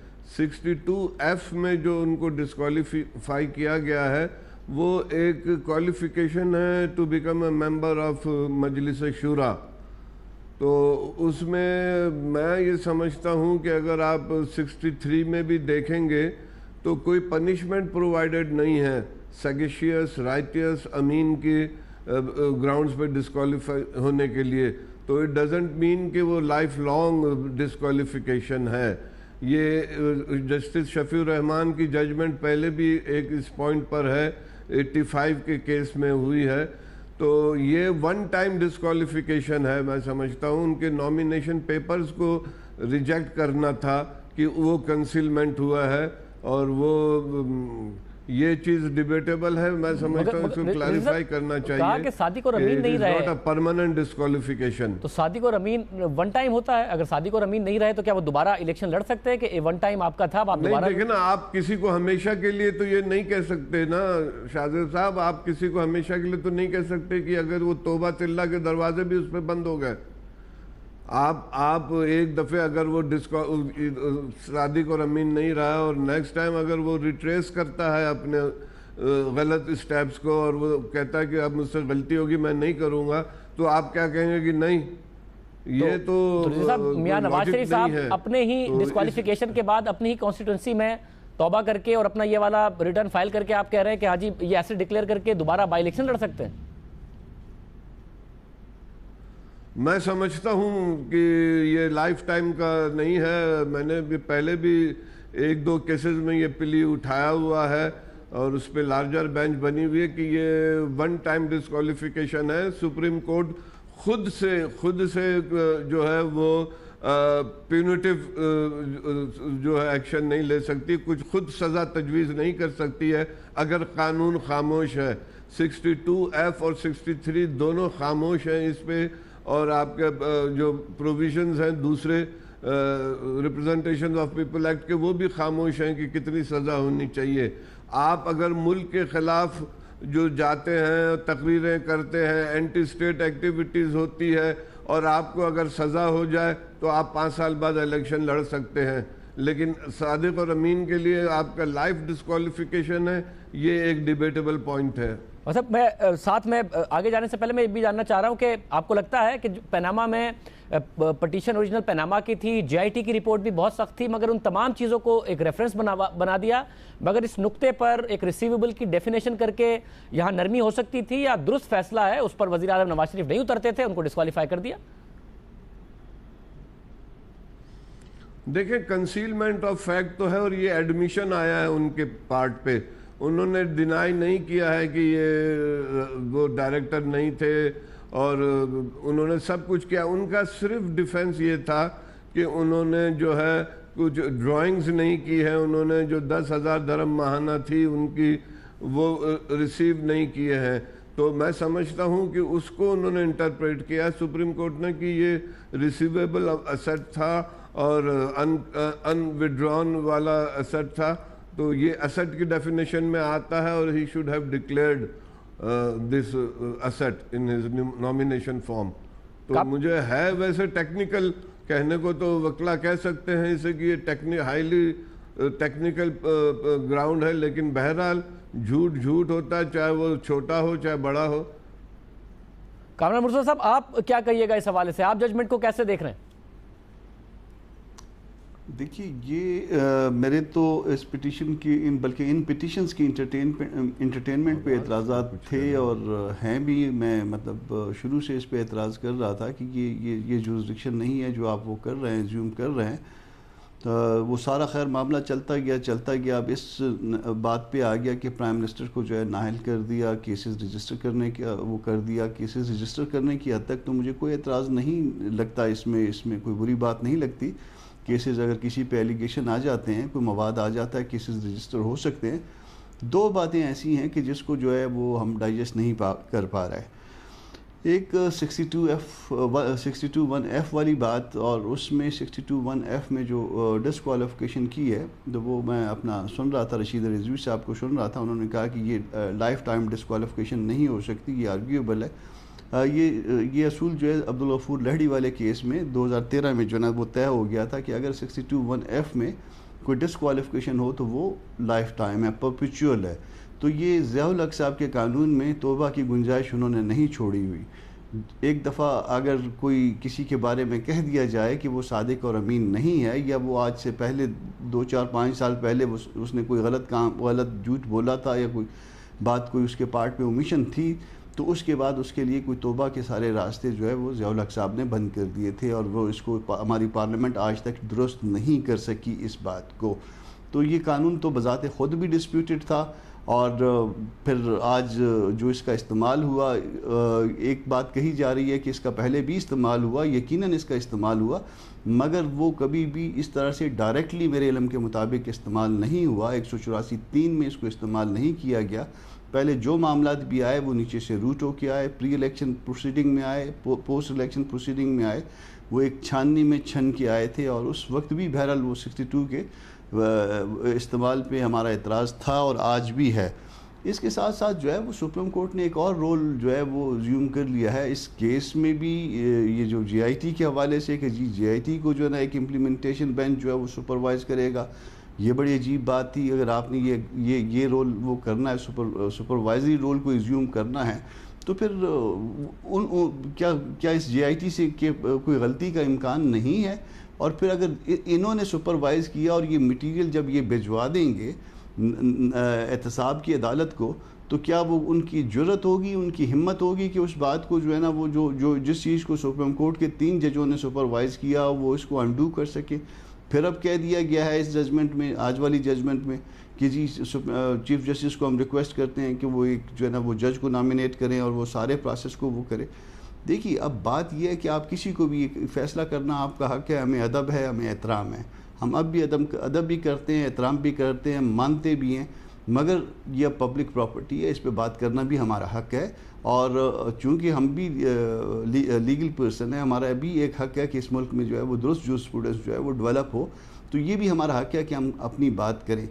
क्या इसके बाद जो एक जज सुप्रीम कोर्ट का सुपरवाइज करेगा, नैब के पास मामले को देखेगा कि नैब के पास चला गया, जो हक जो है चेयरमैन को कानून ने दिया हुआ था वो आपने ख़त्म कर दिया और इवन उनको सुने बगैर ख़त्म कर दिया, और उसके बाद जब मामला एहतसाब की अदालत में चला जाएगा तो भी आप उसको सुपरवाइज़ करेंगे, तो और उसके लिए आपने टाइम फ्रेम भी फिक्स कर दिया। इस मुल्क में सैकड़ों केसेस, हज़ारों केसेस पेंडिंग है जिसके लिए कोई टाइम फ्रेम नहीं है। तो क्या ये बात जो है वो क्या मुनासिब नज़र आ रही है? क्या ये एक बीच में से एक केस को उठा के इस तरह से नहीं आप चुना हुआ नज़र नहीं आ रहा? क्या इस बात पे तनकीद नहीं होगी? अगर हम इसको मीडिया पे नहीं कहेंगे तो क्या लोग जो है ना घर में बैठ के नहीं कह रहे होंगे, या सोशल मीडिया में मुख्तलिफ नामों से ये बात नहीं की जा रही होगी? तो इस बात को खुदा के वास्ते इस बात को सोचिए कि देखिए, अच्छा इन्होंने टाइम जो फिक्स किया है वो कानून से ज़्यादा फिक्स किया है। कानून में 30 डेज़ हैं डिस्पोजल की, जिसके ऊपर कभी अमल नहीं हुआ, इन्होंने उससे ज़्यादा किया है। मगर जो है ना किसी एक केस, ये केस स्पेसिफिक नहीं होनी चाहिए जजमेंट। आपने अगर कोई इम्प्लीमेंटेशन बेंच बनाने हैं तो फिर चारों सूबों में बना दीजिए, हाई कोर्ट के जजेस मुकर्रर कर दीजिए कि वो सारे केसों को एग्जामिन करें और उनके साथ टाइम फ्रेम भी तय कर दीजिए। आपने कोई इम्प्लीमेंटेशन बेंच बनाने हैं तो वो आप उसको डिविजनल सतह पे ले जाइए, सेशंस की सतह पे ले जाइए, मगर एक केस के लिए और उस एक केस के लिए जिसके बारे में आज से डिस्प्यूट पैदा हो गया, उसको अगर आपने वो किया तो ये देखिए, इसमें जो प्रूडेंस के हवाले से एक डिस्प्यूट पैदा हो गया और ये डिस्प्यूट जो है ये लीगल फर्टेनिटी को तकसीम करेगा। इसमें सियासी हवालों से एक तकसीम पैदा हो गई है, ये भी कौम को तकसीम करेगी। तो इस मामले को देखने की ज़रूरत है। इस मामले को इस केस को एक दूसरे केस की तरह लेने की ज़रूरत है। हर शख्स अगर बराबर है तो फिर बराबरी का सलूक जो है वो इस केस में भी होना चाहिए, दूसरे केस में भी होना चाहिए। मुझे अलीसर साहब आप बताइएगा, अलीसर साहब आप क्या समझते हैं, ये लाइफ टाइम डिस्क्वालिफिकेशन है? कामरान मुर्तज़ा साहब कह रहे हैं ये प्रेसिडेंट सेट कर चुकी है अदालत, रशीदा रिजवी साहब कह रहे हैं तौबा का दरवाज़ा होना चाहिए, बड़ी से बड़े जुर्म की सज़ा नहीं है, लाइफ टाइम, आप क्या कहेंगे? जी, कामरान मुर्तज़ा साहब जो प्रेसिडेंट जो जजमेंट का हवाला दे रहे हैं वो जजमेंट तो बिल्कुल है, और उससे तो ये इम्प्रेशन मिलता है कि ये लाइफ टाइम एक तरह से डिस्क्वालिफिकेशन है। लेकिन अगर आप आइन को देखें तो आइन में एक जगह लिखा हुआ है कि अगर आप कोई जुर्म करते हैं और उसको आपको सज़ा हो जाती है तो उस सज़ा के 5 साल बाद आपकी वो जो डिस्क्वालिफिकेशन है वो ख़त्म हो जाती है। यानी कि आप सज़ा याफ्ता हैं लेकिन 5 साल के बाद आपकी वो सज़ा ख़त्म हो जाती है और आप फिर दोबारा इलेक्शन लड़ सकते हैं। तो अगर यही प्रिंसिपल आप इस आर्टिकल 62(1)(f) पर लगाएं, जिसके तहत ये ऐसी कोई 5 साल की लिमिट नहीं दिया हुआ कि आप एक बार अगर डिक्लेयर हो गए कि आप सेगेशियस और अमीन नहीं हैं तो फिर आप सारी उम्र के लिए नाअहल हो जाएंगे। इसमें ये 5 साल की नहीं लिखी हुई, लेकिन आप इंटरप्रेट कर सकते हैं एक तरह के, अगर कन्विक्शन पे 5 साल है तो फिर इस पे भी 5 साल होनी चाहिए। तो एक बहस तो है कि ये लाइफ टाइम नहीं है, इसको भी 5 साल ही होना चाहिए। कि अगर इसमें थोड़ी सी बात करना चाहूँगा शाहजेब। जी कहिए। हाँ, इसमें ऐसे है कि एक लार्जर बेंच बना हुआ है, पहले जमाली साहब उसको हेड कर रहे थे, एक लार्जर बेंच बना हुआ है 5 मेंबर बेंच, वो इसी चीज़ को एग्जामिन कर रहा है कि ये अभी तक जो लॉ फील्ड होल्ड कर रहा है वो ये है कि परपेचुअल है, मगर एक बेंच जो है 5 मेंबर बेंच इस बात को एग्जामिन कर रहा था। वो काफी अरसे से चल रहा है, चले गए तो उसके बाद फिर बेंच कन्वीन नहीं हुआ, केस का फैसला आया नहीं है, वो बहुत अरसे से चल रहा है। रशीदा रिजवी साहब, अब ये कैसे डिटरमिन हो कि 5 साल की डिस्क्वालिफिकेशन है, सारी लाइफ की है, या फिर बिल्कुल भी नहीं है, एक दफा डिस्क्वालीफाई हो और दोबारा बाई इलेक्शन लड़ लें? रिजवी साहब ये कैसे हो? देखिए, कानून साजी का हक सिर्फ पार्लियामेंट को है।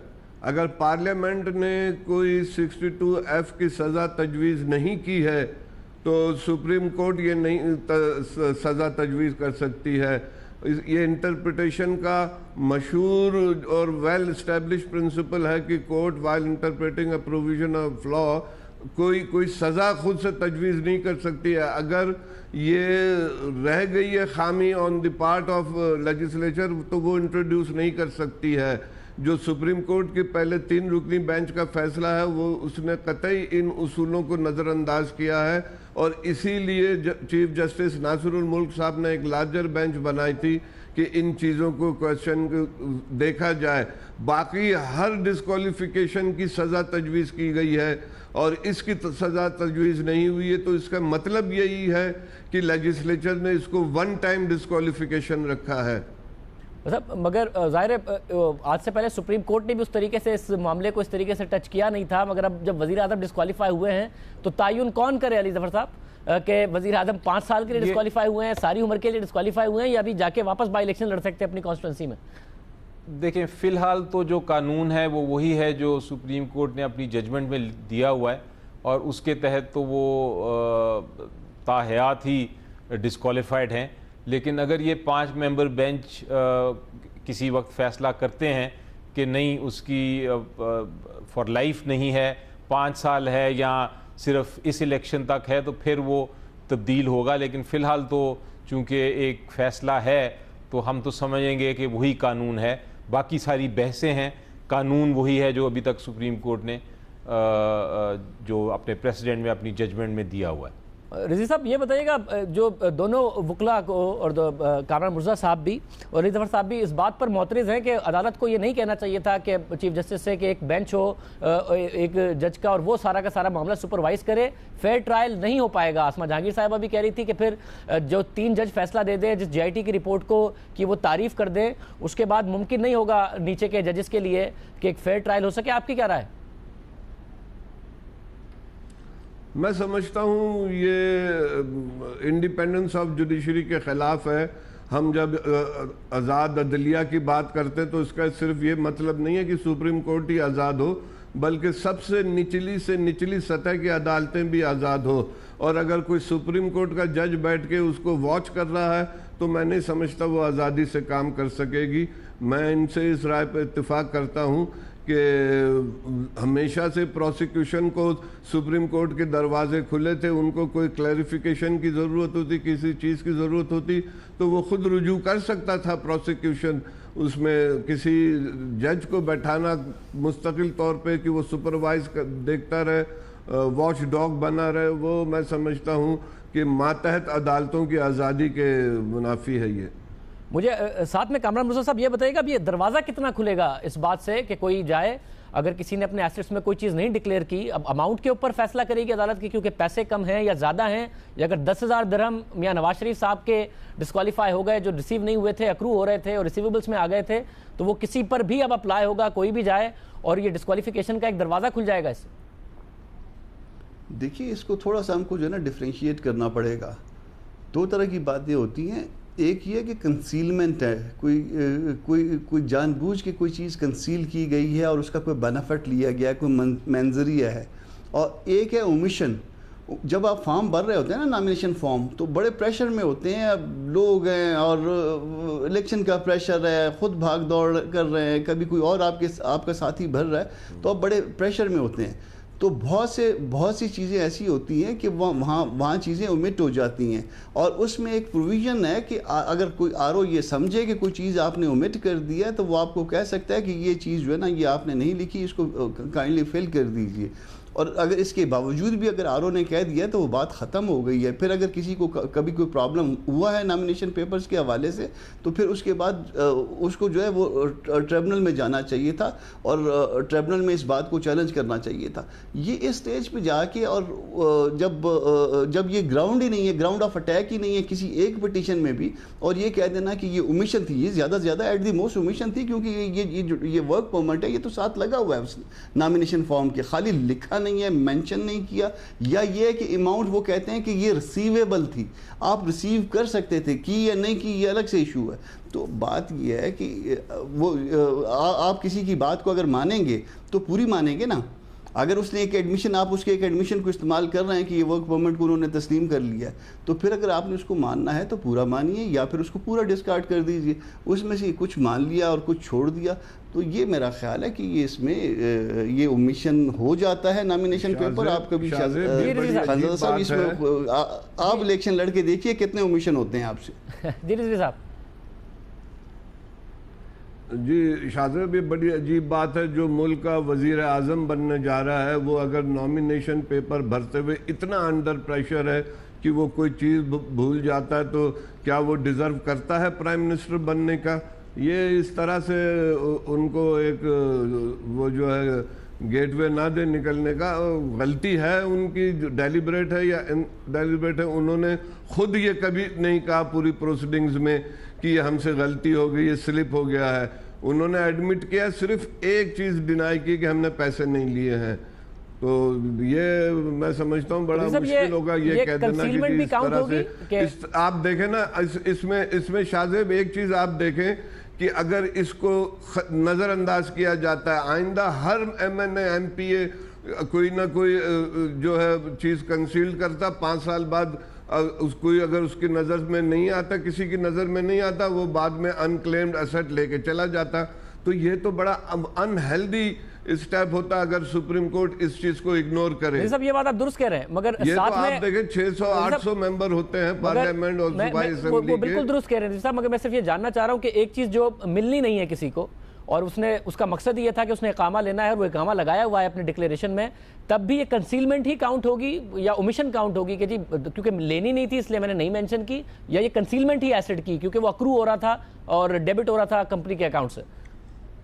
कामा साथ लगा हुआ है नॉमिनेशन पेपर, टर्म्स एग्रीमेंट तो जी एग्रीमेंट था ना, वो तो उसमें डिलीट करा देता कि जी ये शर्त ना रखें कि मुझे 10,000 रियाल माहाना मिलेंगे, फिर अकामा नहीं मिलता, माहाना मिलेंगे, वो फिर दुबई की वो डिलीट करा देता, आज ये झगड़ा ही नहीं होता। अली जफर साहब आप क्या कहेंगे इस पर? देखें जी, मैं तो इस पे बहुत क्लियर हूँ। ये आपने अगर कोई चीज़ नहीं डिक्लेयर की, चाहे आपसे गलती हुई या आपने जानबूझ के नहीं किया, वो आपको उसका जो है पनिशमेंट उसकी जो कानून के मुताबिक है वो आपको मिलेगी।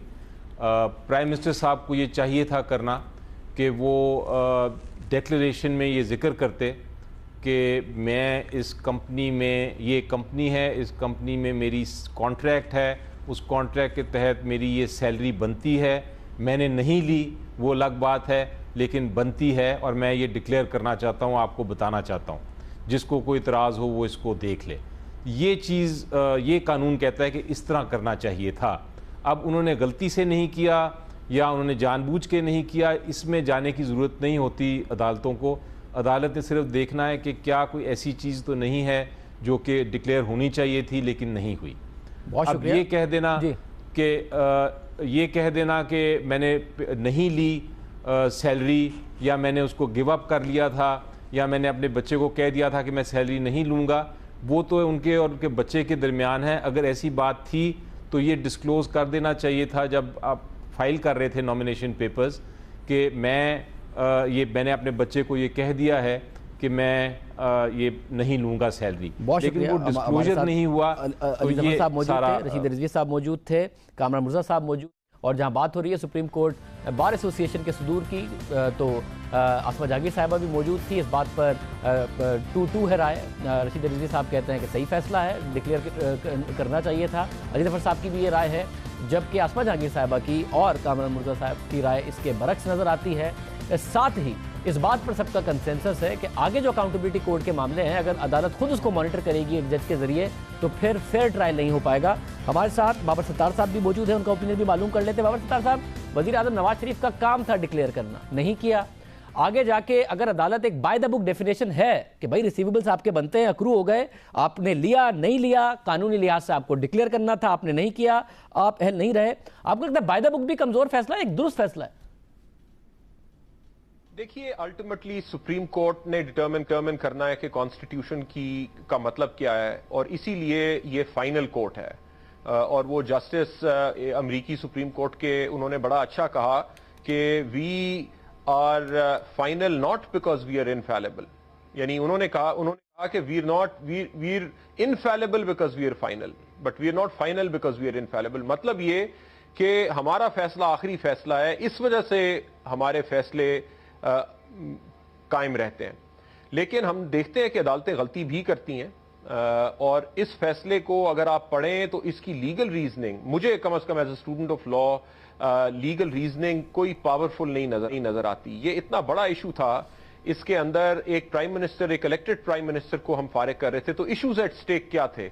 एक इशू सेपरेशन ऑफ पावर्स का था कि हमारा कॉन्स्टिट्यूशनल फ्रेमवर्क है जो कहता है कि एग्जीक्यूटिव ये काम करेगी, जुडिशरी ये काम करेगी, लेजिस्लेचर ये काम करेगा। फिर एक चेक्स एंड बैलेंसेस प्रोवाइड करता है जिसमें तमाम इदारों ने अपने अपने चेक्स एंड बैलेंसेस को देखना है। फिर उसकी स्पिरिट डेमोक्रेसी की है और डेमोक्रेसी को आपने रूल ऑफ लॉ के साथ लेके चलना है। तो ये बहुत सारे कंसेप्चुअल इश्यूज थे। फिर उसमें अदालत ने अपनी जुरिस्डिक्शन की का तयन करना था कि 184(3) में हम क्या काम कर सकते हैं।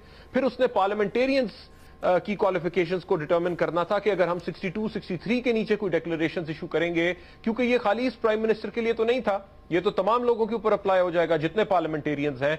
सो आज एक वो टेस्ट उन्होंने लेआउट कर दिया कि आप गलती से इतनी सी चीज भी मिस कर दें, बेशक एरर हो, बेशक कोई जो मर्जी एक्सप्लेनेशन हो, तो वो वहां से आपकी डिस्क्वालिफिकेशन हो जाएगी और डिस्क्वालिफिकेशन फॉर लाइफ हो जाएगी। सो ये प्रेसिडेंट अब एक टेस्ट है, एक 5 मेंबर बेंच ने इसके ऊपर दस्तखत कर दी है, ये तमाम जगहों पे अप्लाई होगा।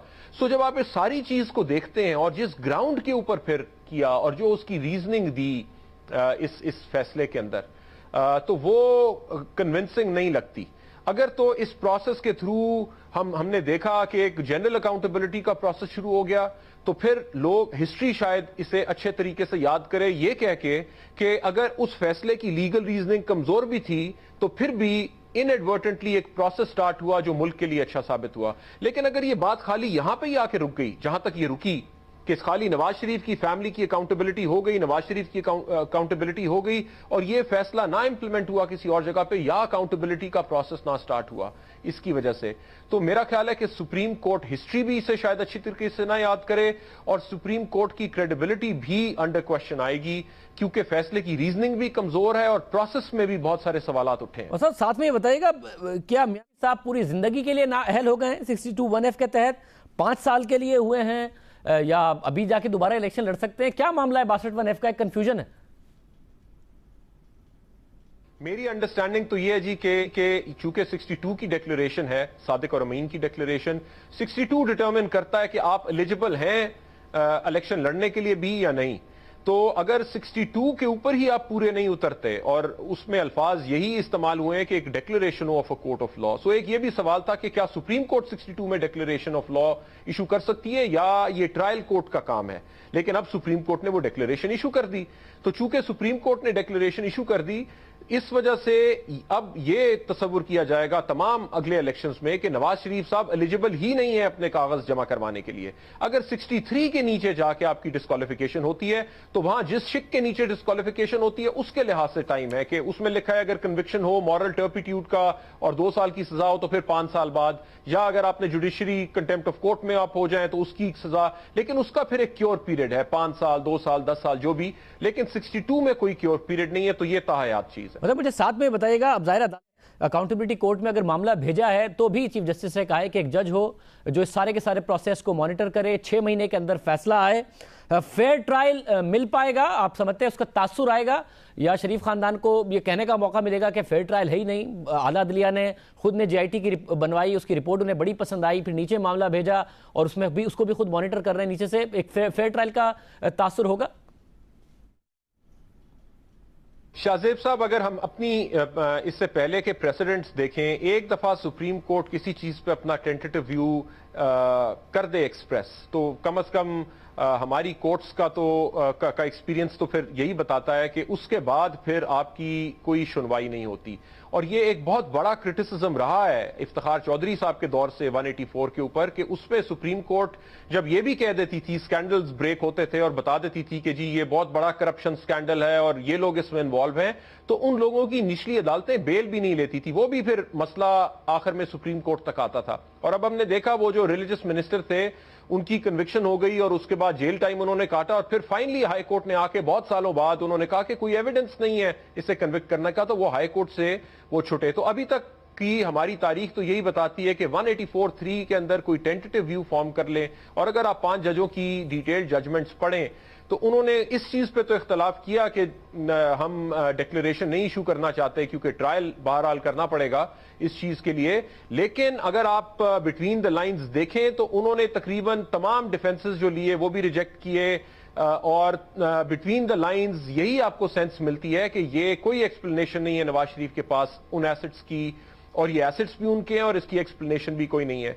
सो इस तरह की बड़ी डिफिनिटिव और बड़ी डैमनिंग जजमेंट जब 5 जजेस की आपके सामने हो, और उसके बाद ये डायरेक्शन हो कि आपने 6 महीने में करना है, नैब को डायरेक्शन हो, एक इंप्लीमेंटेशन बेंच बना हुआ हो, प्राइम मिनिस्टर का मामला हो, तो अकाउंटेबिलिटी, कौन सा अकाउंटेबिलिटी जज होगा जो बिल्कुल इंडिपेंडेंट माइंड के साथ बैठेगा, बिल्कुल इन्फ्लुएंस नहीं होगा इन सारी प्रोसीडिंग से, इस मीडिया ट्रायल से, सुप्रीम कोर्ट की ऑब्जर्वेशन से, और कहेगा कि हां अब मैं बिल्कुल ओपन माइंड के साथ बैठ के ये काम, मेरा ख्याल है ह्यूमनली शायद ये बात पॉसिबल ना हो।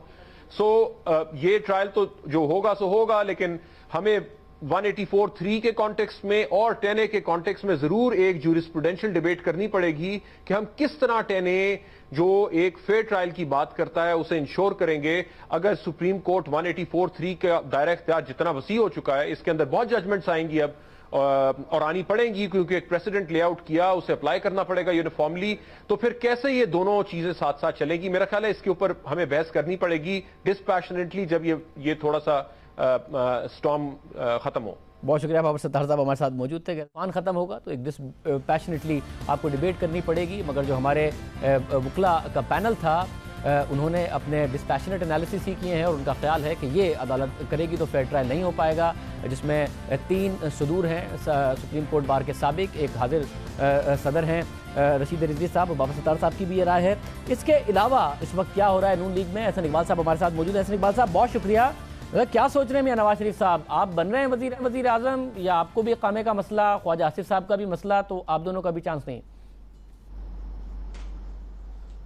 देखिए, पहली बात तो यह है कि वज़ीर आज़म नवाज शरीफ साहब बहुत पुरएतमाद थे आज, और उन्होंने कहा कि हमारा जो आइडियल है कि इस मुल्क के अंदर डेमोक्रेटिक सुप्रीमेसी हो और पाकिस्तान के अवाम इस मुल्क की पॉलिसी साजी करें, उस मिशन के लिए हमने माजी में भी बहुत कुर्बानियाँ दी हैं और आइंदा भी अपनी जद्दोजहद जारी रखेंगे।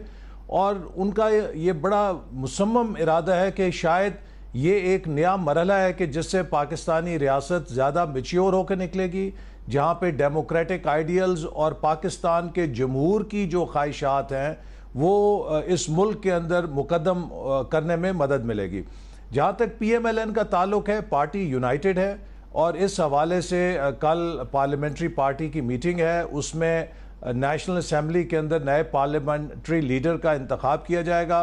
और आज जो इजलास था उसमें ये बात पर इत्तफाक था कि हमें जो हमारा मैंडेट है 4 जून 2018 तक उसको डिफेंड करना चाहिए, अपने प्रोजेक्ट्स को मुकम्मल करना चाहिए।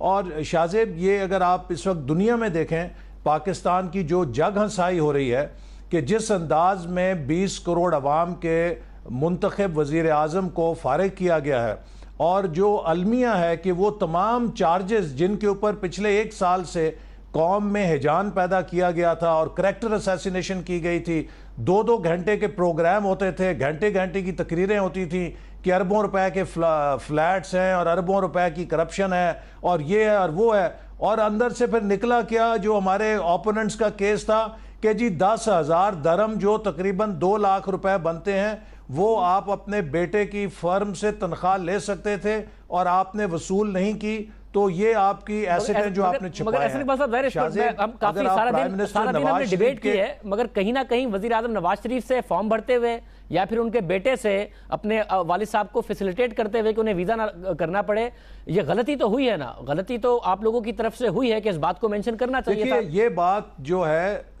ये बात सुप्रीम कोर्ट के इल्म में लाई गई थी कि जनवरी 2013 में वाज़े तौर पे ये इंडिकेट हो गया था कि ना प्राइम मिनिस्टर की कोई इंटेंट है, ना वो इसमें दिलचस्पी रखते हैं कि वो पैसा वसूल करें।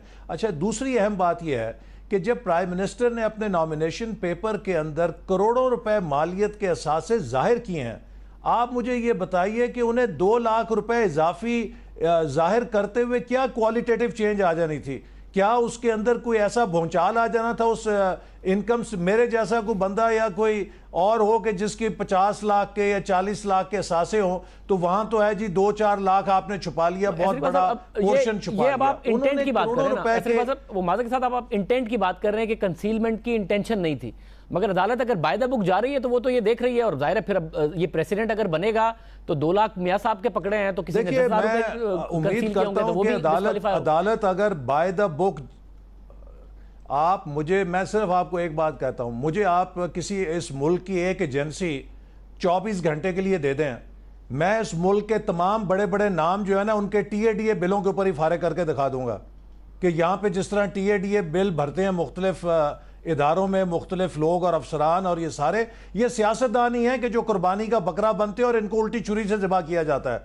और यहाँ पे बाकी चाहे सिविल मिलिट्री ब्यूरोक्रेसी हो, जुडिशल ब्यूरोक्रेसी हो, वो सब मुकद्दस गाय हैं। सियासतदानों को आप ज़िबा करें और हर 10-20 साल के बाद उनका एक मुकदमा बनता है, एहतसाब का नारा चलता है, उनको फारिग किया जाता है, फिर उससे बदतर दौर वापस आ जाता है। तो ये देखिए कौम, अब अफगानिस्तान जो है स्टेबिलिटी ऑफ टेन्योर हासिल करने जा रहा है। करज़ई ने 6 साल पूरे किए, अशरफ गनी साहब 6 साल पूरे करेंगे, अगला 6 साल पूरे करेगा, अगले 10 साल में अफगानिस्तान भी हमसे आगे निकल जाएगा, और हम उन्हीं खेलों को खेल रहे हैं। मैंने 1988 में नवाज शरीफ साहब को ज्वाइन किया था, मगर ऐसा नहीं बात साहब, मुझे एक और बात बताएं, नवाज शरीफ साहब की पॉलिटिकल स्ट्रेटजी में अगला वजीर आजम ही इलेक्ट करना है या अवामी राब्ता मुहिम भी है? कैसे जाएंगे वो रायवेंड और जलसे और ये सारा का सारा मामला करेंगे? कोई एहतजाज करेंगे या अपना टेन्योर आपने पूरा करना है, अपने प्रोजेक्ट्स आप कह रहे हैं डिलीवर करने हैं, तो स्टेबिलिटी रहेगी मुल्क में, ना कि मियां नवाज शरीफ साहब अवाम की तरफ जा रहे होंगे और एहतजाजी मोड में चले जाएंगे?